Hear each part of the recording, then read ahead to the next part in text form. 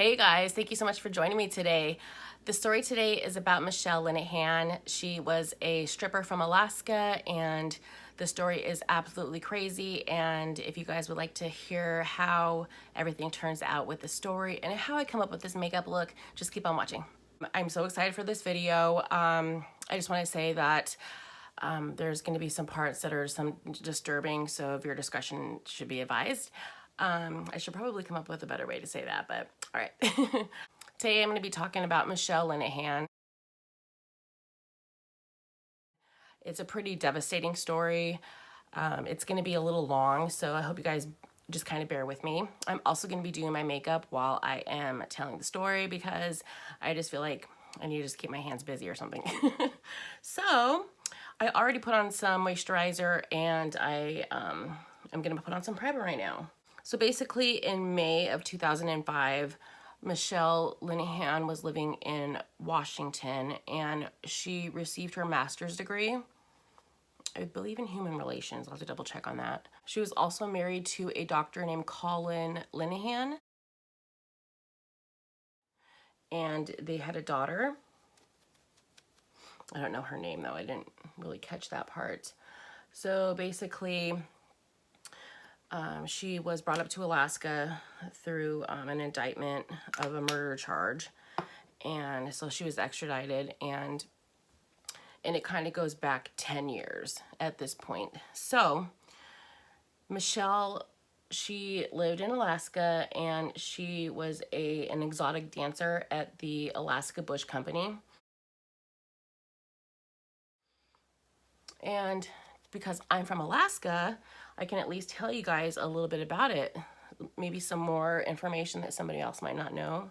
The Alaska Bush Company is basically a strip club, more like more of a high-end type, if there can be one. At this strip club, there's mostly guys that get off of work on the slope. They make a lot of money on the oil field.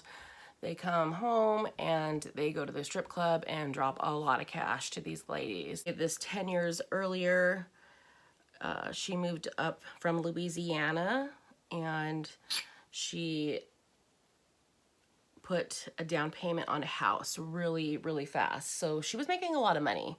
And if we really just discuss that part, it just kind of shows us that, you know, she was a smooth talker. Some could say manipulative, and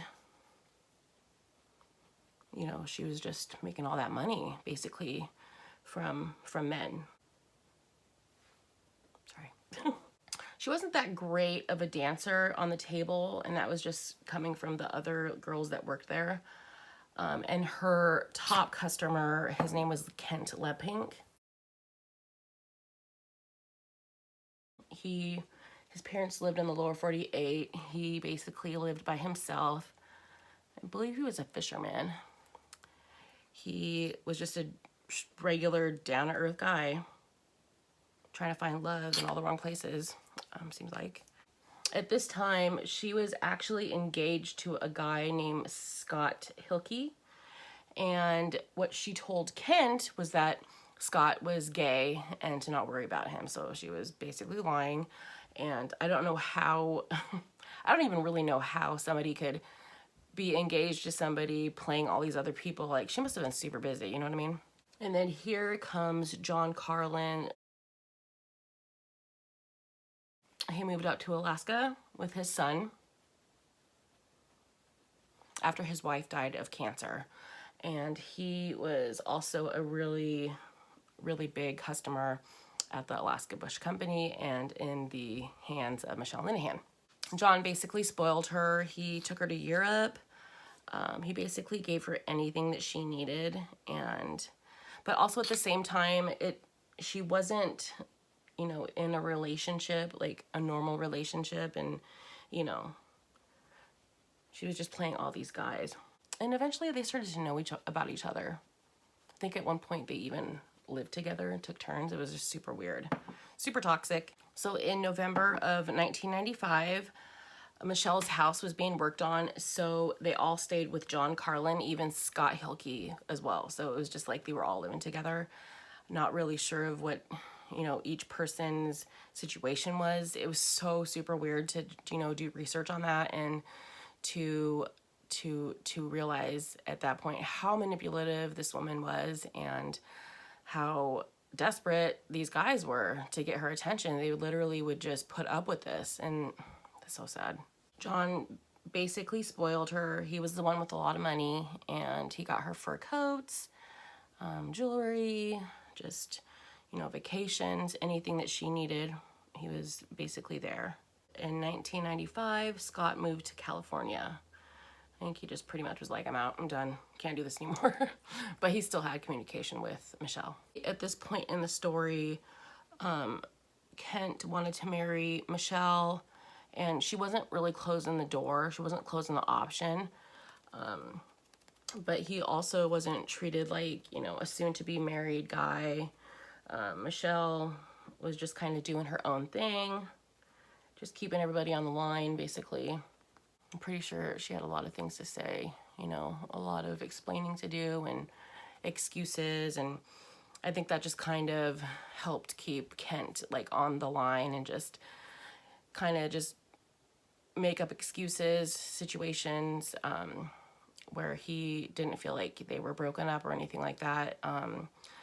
I feel so bad for this guy, just the fact that, you know, he probably was a really great guy and just wanted to live a life with somebody and be happily married, and Mechele just didn't care. She will do anything that she can in her power to get what she wants, despite how people feel.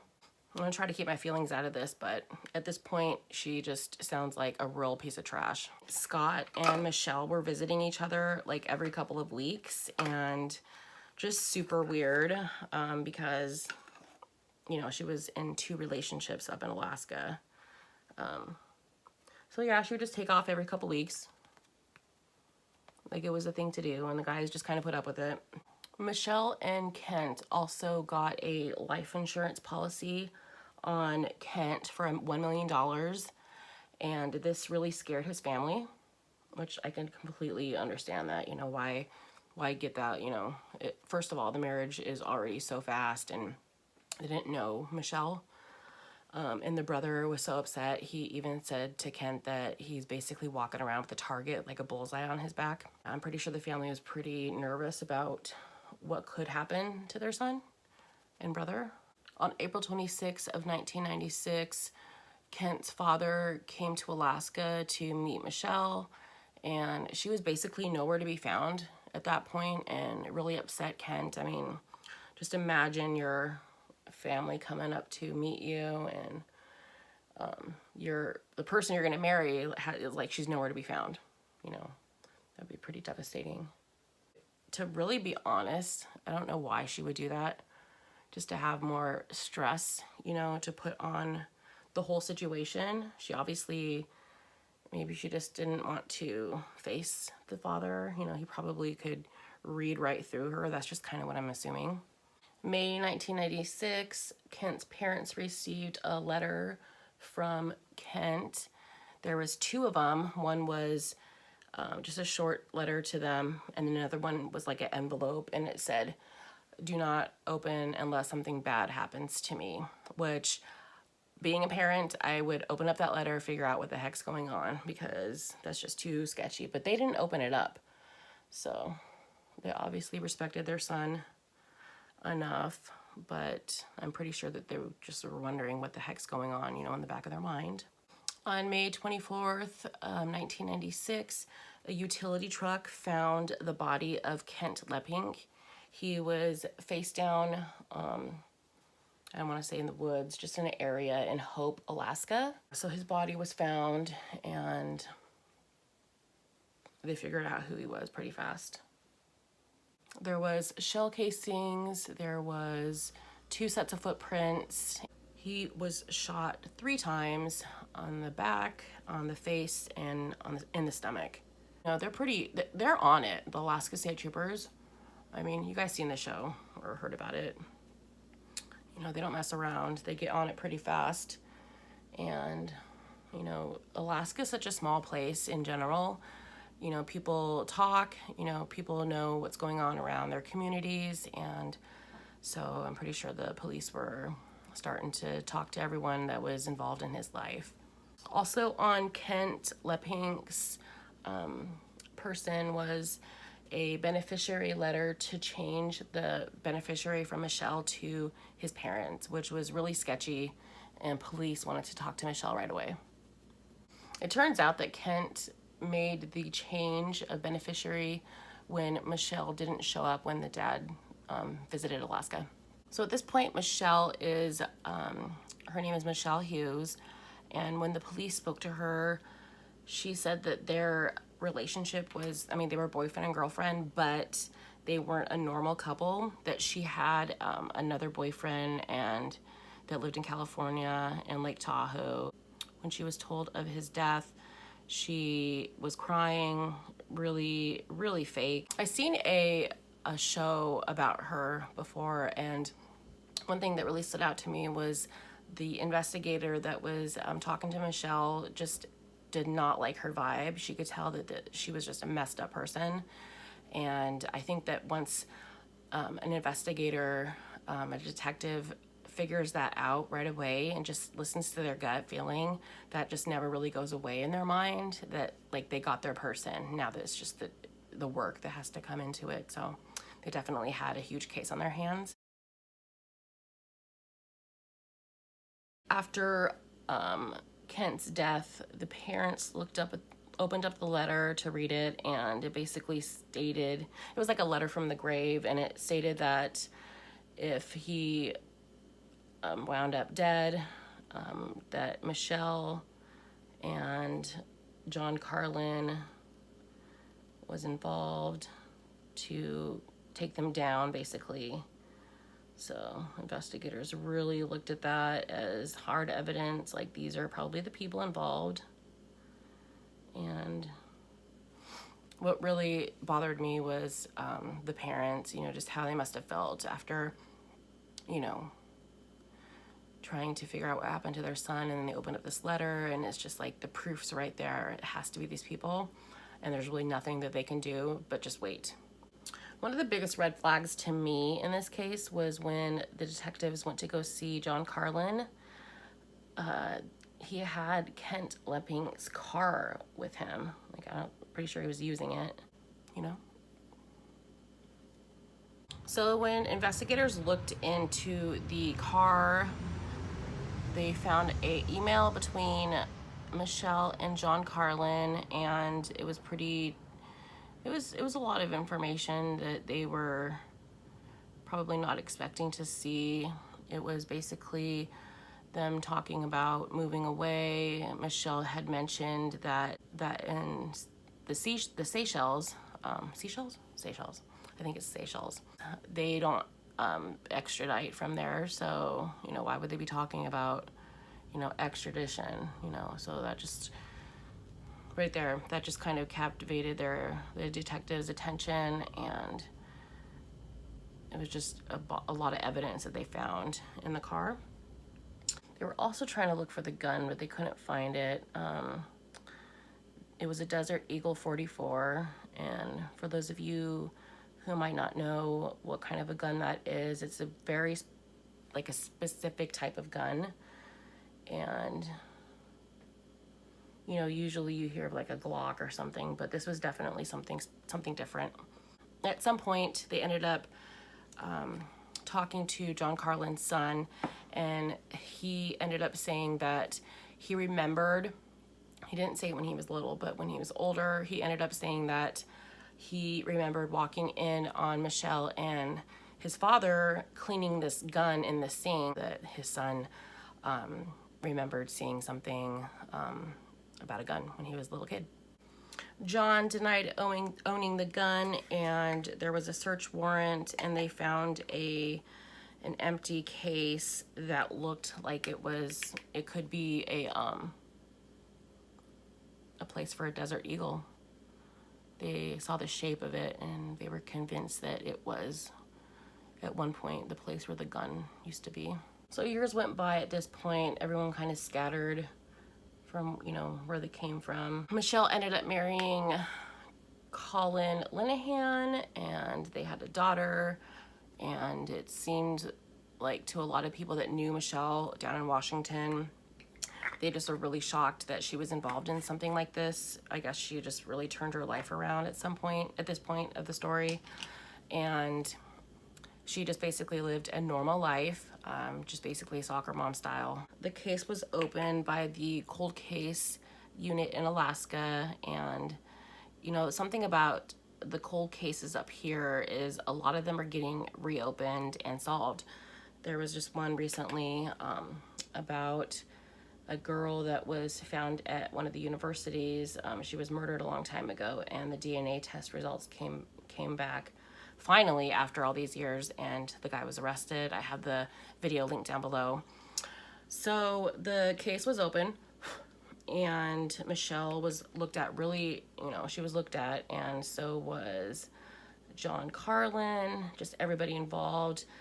Colin was interviewed, and he did state that he knew that Mechele was used to be an exotic stripper, and that she just would never be involved with something like this, that she was honest about what had happened in the past. And so he was pretty much siding with his wife. John Carlin was also interviewed, and it just seemed like he just really didn't have any other excuse than he didn't own that gun. Now, here's the thing about the cold case, is that they had a fresh pair of eyes looking at the case, and one thing that they wanted to do was look up old records of any guns that were sold online. So they ended up looking, I forget where, I think it might have been in the newspaper, like the wanteds or the, you know, the for sale sections. And they ended up finding a Desert Eagle that was for sale around the time of the murder.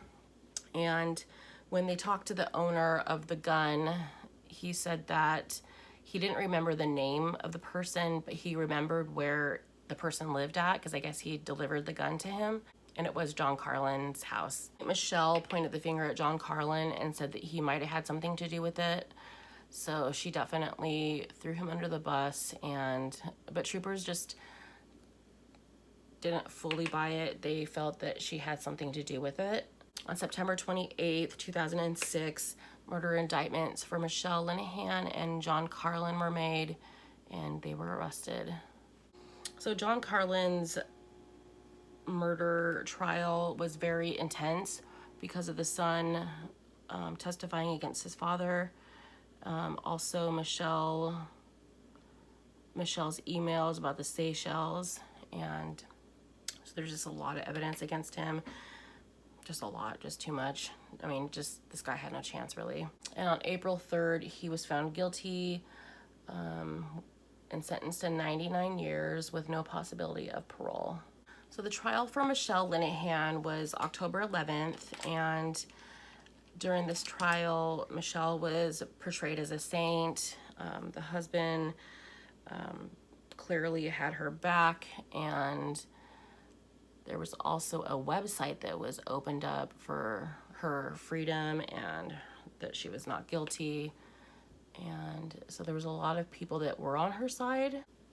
I remember this case from when I was younger, and I mean, it wasn't that long ago, but I remember thinking, you know, this girl is so guilty. She just looks so guilty that, you know, she had to have been involved. It was a pretty popular case in Alaska, and at some point it was kind of annoying about how it just wasn't turning out the right way. They were trying to say that Kent killed himself, that he was trying to set her up in the letter. That was kind of their reasoning of their side of the case. The website that was created for Mechele, it was really weird to hear about that. There was t-shirts and mugs for sale, and there was a way to donate money for Mechele's family to get tickets. And when I saw that, I just felt like it was really unreal. I just can't really picture people donating to this.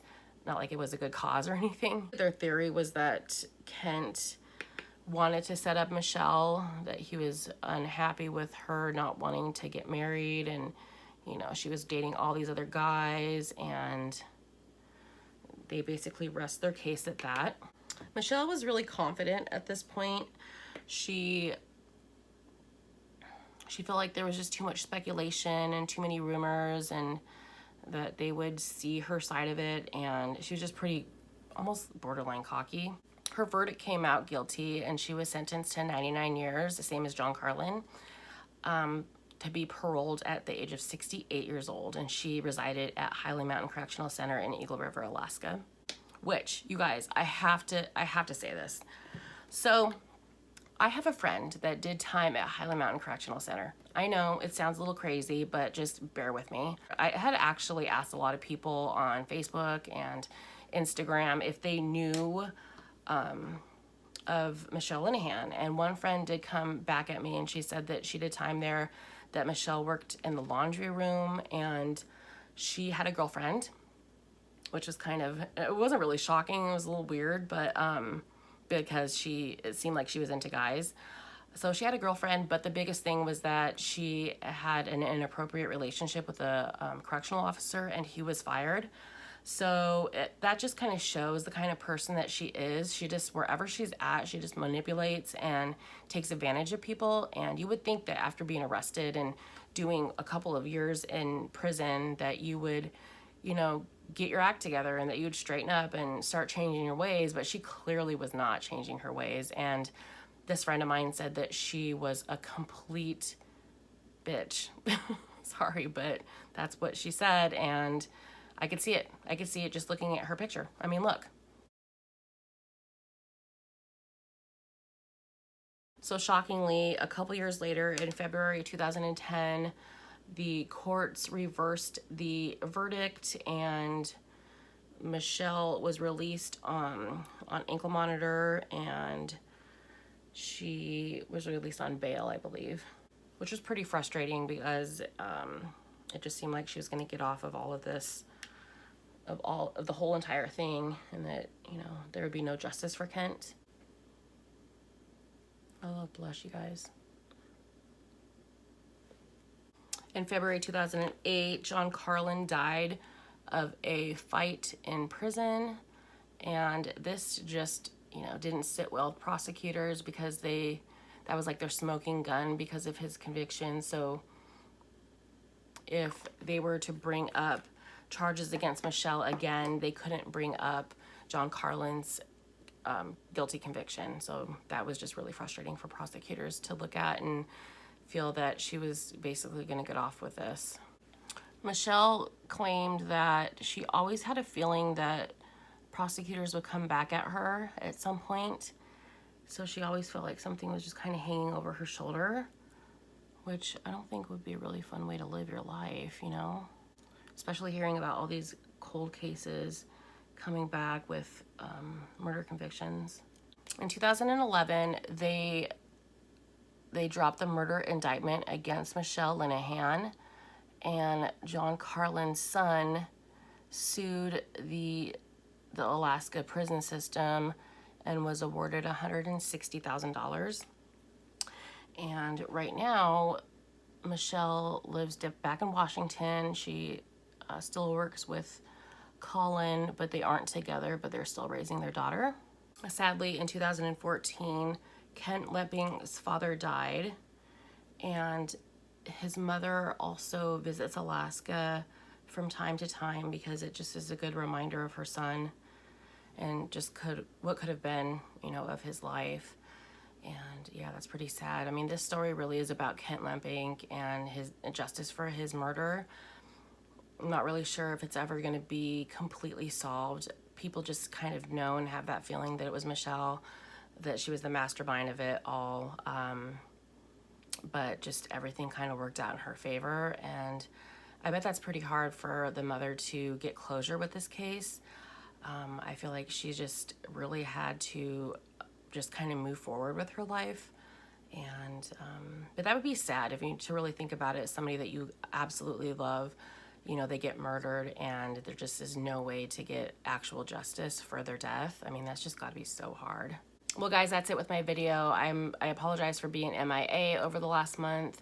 I had a lot of really tragic incidences in my family, and with our pet, and just a lot's been going on. I am back. I have a few videos lined up already for you guys.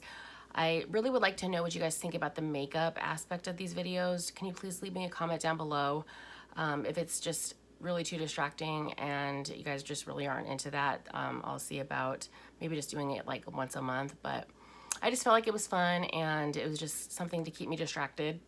I love you guys so much. Please subscribe and like the video, and I cannot wait to see you guys in the next video. Have a great week. Bye.